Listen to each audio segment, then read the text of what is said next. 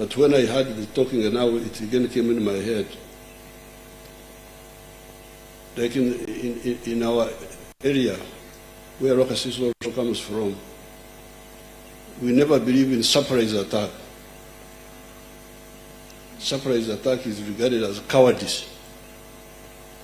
But in other parts of the world, surprise attack is cleverness. Surprise people, you are clever. But here, even for war, you must, like if I come to fight with you, and I find you looking the other way, not seeing me, not knowing that I've come from behind you, I clear my throat. And you turn around. And when you turn around, I insult you, I've come to cut your mother something. Then you fight. But in other cultures, treachery is like cleverness. Now, Mr. Rwakasisi was belonging to UPC, which I belonged to briefly, but then we separated again. Now, by 1979-80, we had problems. We should not have been there. If we were talking, there was no talking. Then, because of that polarization, my group started organizing. First of all, we were supposed to create one army of the different factions. Now, Otafire, one of us, said that we had 9,000 guns, 9,000 rifles with us that time by the Forgave. But to form a new army called UNRA, we had to give in all our guns. Now, Otafire, who was one of us, said we should hide at least 1,000 guns and hand in the others. We keep the others. You never know. This UPC may turn against us. I rejected it. I said, no. I cannot be part of an agreement, turn in all the guns, and then we hide some. In my head, it was partly Christian, but also partly traditional, because really some of these communities, that's how they behave.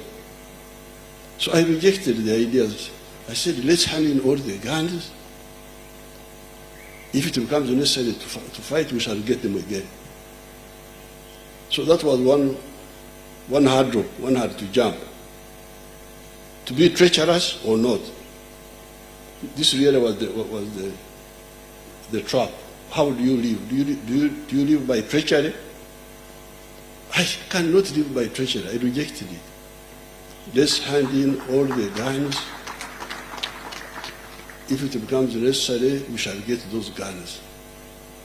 So that was hurdle number one. And I don't know how I would feel if we had listened to Otafire. I think I would be dead from blood pressure and from internal disgust with myself. Then it now came to fighting. When it came to fighting, my group came and said we should kill Oito Jok. Oito Jok was the chief of staff of Rwakasisi's group. That we should surprise him. We had rooms in Nairo Hotel. They call it something now. What do they call it now? Serena. They call it Serena. We used to have some rooms there. People had come from exile. Now my group made a plan called Operation Kichwa. Operation Kichwa, that if we kill Oito Jok, we shall have cut off the head of UPC, and it will be easy for us. I said, no, I rejected it. I vetoed it. It was not easy because my group were really involved in that. I vetoed it. I said, I cannot attack somebody in his house, which I see people doing in the world. They are fighting, killing people in houses. I look at these people, I'm not really impressed by what I see in the other cultures. So I refused. I said, I cannot attack, allow you to kill Obote Joe in his residence with his children and wife and so on. Let's fight. Let's go. That's why we called our army National Resistance. We didn't want to fight.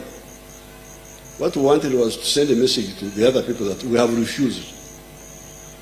To Angire, we have refused. If they were clever, they would have negotiated with us. Because we are not really interested in fighting. But we wanted to say, no, we are not going to accept. If you want, we can talk. I actually met Muanga after the elections twice. Once I met him with Peter Otai, and I told them, I said, if you want to avoid trouble, and we were saying so before the elections, we were saying that if the elections are rigged, we are going to fight, to go to the bush. Now, our other people were treating it as a joke. They thought that we were just talking. So that was trap number 2, which I fortunately I saved our army from doing treachery. Then when we were in the government here,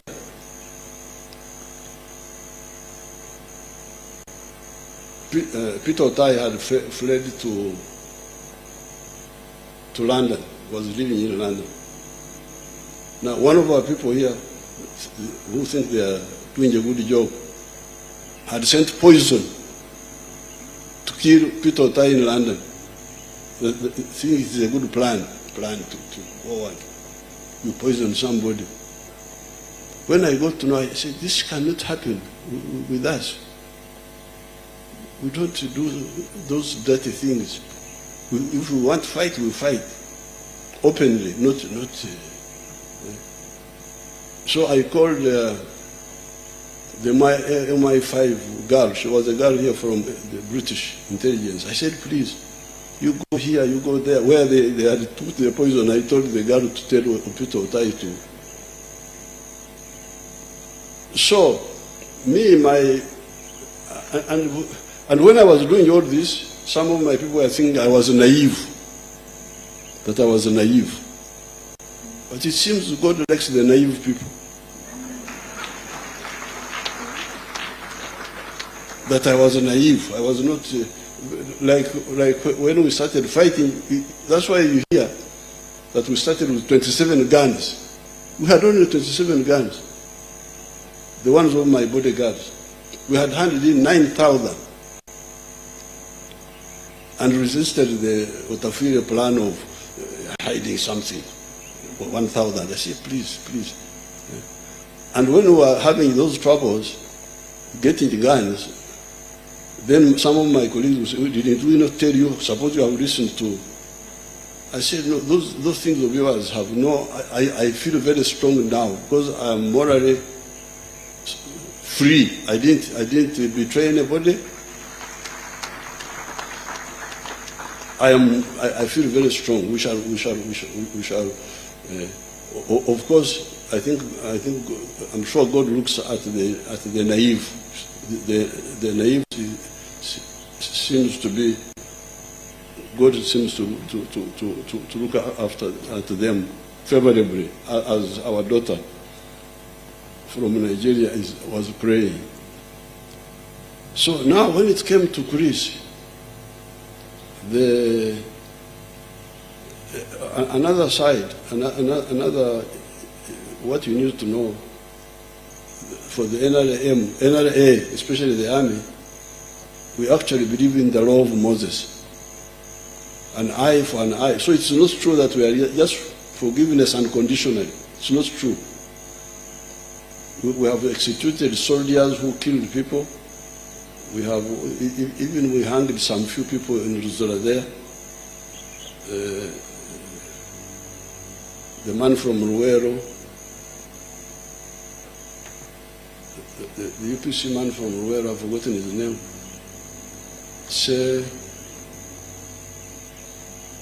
There was a UPC man in Ruero whom, Sevirumbi, Kasimo Bura, and another one. They were like three. So it's not true that we forgive. This is also another topic which I do not agree with the Scripture Union.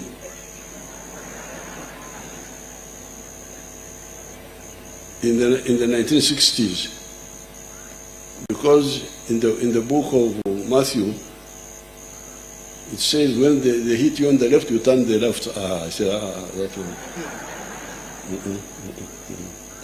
You're sitting, yo. Now, how I argued with Albert Taylor, our traveling secretary of the Scripture Union, 1965, at our conference in Mwiri. I said, but when Jesus found people sailing in the Yekaru, he was violent. He overturned tables and upset the plates and everything, and there's no record that he paid compensation. So I have never agreed that Christians should be pacifist or should, in fact, the NRA, our concept of justice is like the old Mosaic law, an eye for an eye, a tooth for a tooth. But it must be truthful. So when it came to the case of Chris, of course I have not had time to discuss with Chris all the details. When I was saying that Chris killed my two children, it's true that UPC killed our two children. It is true. UPC, Chris's group. Chris's former group. It is true they killed they killed many people, including our two children, Kamu and Namara. They were not directly from Mom and myself, but they were of our relatives. So it's true that that group there killed a boy called Kamu. There were school children here in Kampala, staying in Nakurebe. They were just killed, two of them. One was called Kamu, another one was called Namara. They were killed. So it was true. It was. But when it came to the case of Chris, and this is where I would also want to share testimony. He left out a step in his message which you should put in. And this was, when you are condemned to go where he was, isolation, waiting to be hanged, there is another step which he did not mention. There is a committee called the Prerogative of Mercy Committee. This is a committee of some prominent lawyers who studied the case again and advised the president. In the case of Chris, I think if I remember correctly, for them they had advised that I should hang him. Chibita, do you remember that? Come and tell us, Chibita, Judge. Because Chibita was my legal secretary. What had the Committee of Mercy advised?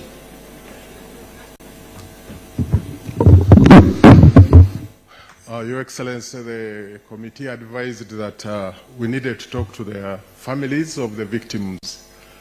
And we went to Mbarara and met... Oh, that's what they advised? Yeah, that we talk to the families and see what they say. So we went and talked to 3 families. And they said whatever His Excellency decides, but as far as for us we are concerned, would let the law take its course. And that's what we came and advised Your Excellency. Mm-hmm. So, when but I remember, when I got those documents, I don't remember which type, regarding Chris. There was still the old state house here, a small state house here, and I had the small office on the other side. I went there and prayed.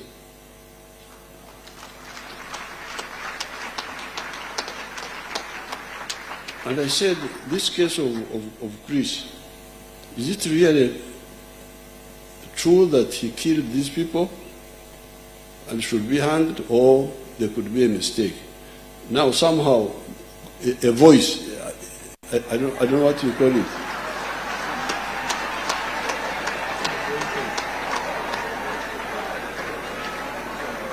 Some, my Moroccan people call it a voice, but it was like a feeling inside me. But I think that's what you call a voice. Told me that it's not correct.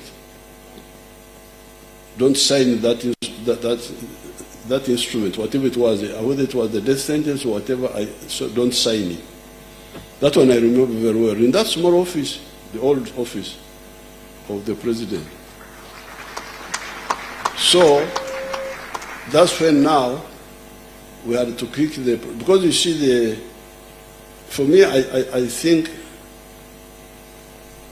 blending the Christianity and the modern law of punitive,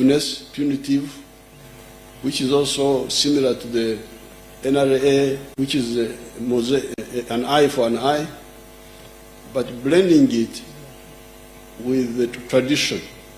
Because according to our traditions, there must be full accountability. But accountability is not always punitive. It can be reconstructive. In our culture, there are 2 mistakes. There is shedding of blood, which attracts what we call enzugu. Enzugu is vendetta. According to our tribal laws, if you kill my brother, I am duty bound. There is now enzugu between my clan and your clan. And I am duty bound to revenge. Okora. But the other side can come and negotiate for reconciliation.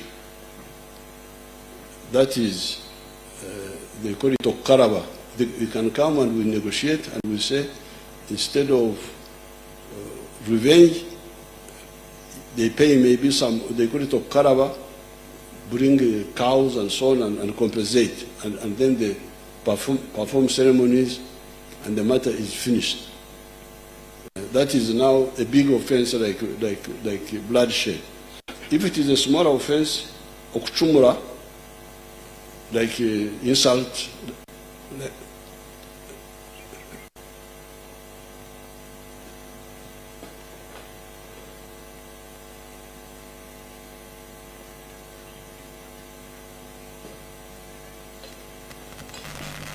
like insult, like what Bishop Masinde was saying, our solution is, that is called Okchumra. It is not Enzugu, but it is Okchumra. And the answer for that is not Okarawa, but Okhonga. Okhonga is to pay to compensate for a mistake other than murder, smaller than murder. So therefore, what I did, because to release Chris without the families of the other children, the other ones who died. There were the two children, our own children, and then there were another group of children from the neighborhood there who had been killed by the group, the UPC. We had now to call these families in Rwakasisi. They didn't agree. I don't think they agreed. They agreed, but they said, as Chibita said, if I decide, they would accept. But for them, they wanted the law of Moses. So that's how what I see there. I remember going to that office and praying. How do I handle the issue of Chris? Now, I didn't even know, because later on when I met him, he told me his version, which he told you here, that it was a false evidence. Yes, the UPC was killing people, but not necessarily Chris Rwakasisi as a person. But you can see that in this case, they brought a corporal who reasonably could not, that it was like staged witnesses, not the truth. So, but I think in all this, what I have seen in the last 65 years, when I have been involved for most of the time very actively since 1971, what you should avoid is avoid evil, whatever you are doing. Don't plan evil, don't do evil. And like my young people, the members of parliament, the anger, very angry, because these people cheated us here. Tango Doi cheated me here. This one there. Yes, because between us and the UPC group, we were feeling a lot of unfairness, because we had been fighting Yamin for 8 years. And then when we come here, UPC wants to exclude us and do it behind the Tanzanians. They thought that with the Tanzanians here would do nothing. Of course, it was a miscalculation. And that's why, so we were very angry with them. Very angry with Moshi. Moshi was a conference where we met, and we were cheated. We were given, I had 9,000 fighters in Barara, but we were given only two seats. Out of, because the groups were out of 56 seats, they gave us 2. For the NRC, the National, for the NCC, National Consultative Council, I didn't even put forward my name. I put because I had only 2 slots, I put forward the name of Elia Kategaya and Christopher, Father Okoth, Christopher Okoth. So we had grievances in Moshi, grievances in, but also UPC had their own grievances, because Obote had also been excluded, Obote as a person. So this unfairness is but in spite of all those unfairnesses, don't do any evil. You just keep doing the right thing, because I can see that God really has been on our side, because I don't know why, but I partly think it could be because of that, because we avoid evil. Whether we are angry, whether we are what, we had the power to assassinate people, to kill people, but we never used it. Never used it. Assassinate people, do this, poison. No, we rejected that. Our fight was open fight. and avoiding all dirty ways of fighting. But what I see in the world, some of the people think that all methods are permissible as long as you are fighting. That's not correct. So the witness of Honorable Chris Rwakasisi is a very good witness, because God has kept him alive, has kept me alive, so that we give you these stories. Because if I was here, if I was not here, maybe you will not get this story. And if you was not here, you will not get this story, which we have got today. So therefore, in summary, what, especially you, the politicians, even if they cheat you, if you are doing right things, God will come to your aid at the right time.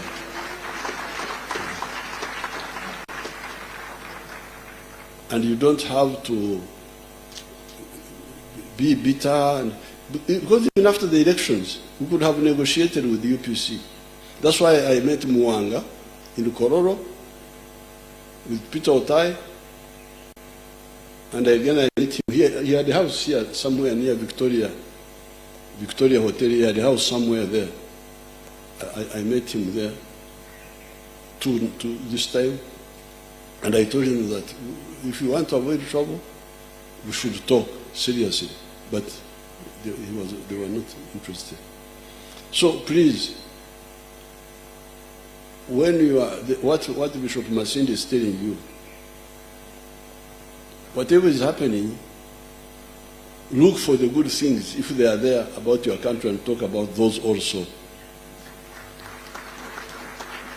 Even if you are rejecting some things, but there must be some good things that you can talk about. And if, like in the UPC had agreed that time, we would have talked, we would have found a solution, but they didn't agree. We had also talked with the DP, but the DP also had their own plans to use religion to do what.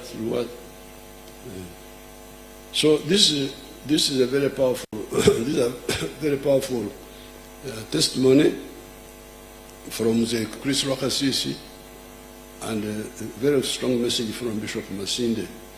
I'm very happy that we are all here to listen to the two. May God bless all of us. Thank you so much.